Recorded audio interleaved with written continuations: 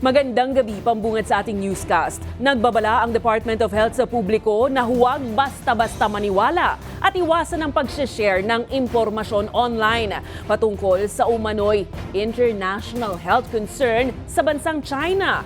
Ito'y matapos maglipa na sa social media ang mga post na nagdeklara na umano ng state of emergency ang China dahil sa bagong epidemyang dulot ng virus.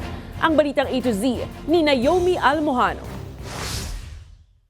Kasalukuyang hindi sinusuportahan ng mga maaasahang mapagkukunan ng impormasyon ang kumakalat na mga social media posts tungkol sa isang di umano'y international health concern. Iyan ang pahayag ng Department of Health ngayong Biyernes matapos kumalat sa social media ang mga post ng umano'y international health concern sa China.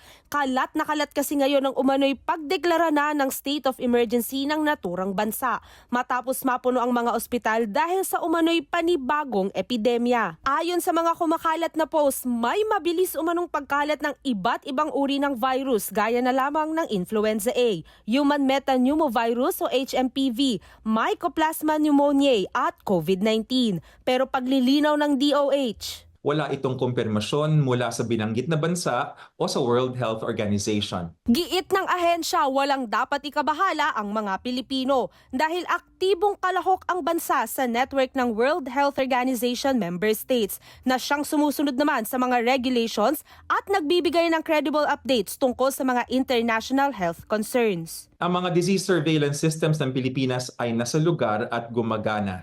Aktibong biniberipika ng DOH ang lahat ng impormasyon at pananatilihing naming updated ang publikong Pilipino. Samantala, tinawag naman na fake news ng Embahada ng China sa bansa ang mga impormasyong ito. Wala pa ring reports o kumpirmasyon mula sa Chinese health authorities at WHO kaugnay ng umano'y public health emergency sa China.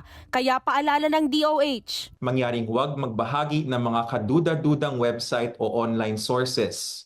Huwag tayong magpakalat ng maling impormasyon at kalituhan. matatanda ang 5 taon nang nakalilipas magmula nang mapuno ng takot at pangamba ang buong mundo dahil sa pandemyang sanhi ng COVID-19 mula Wuhan, China.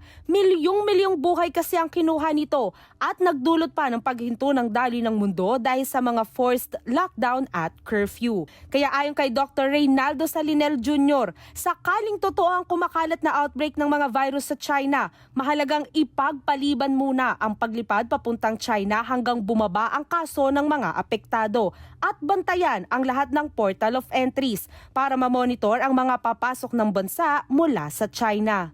Para sa Balitang A to Z, Naomi Almohano.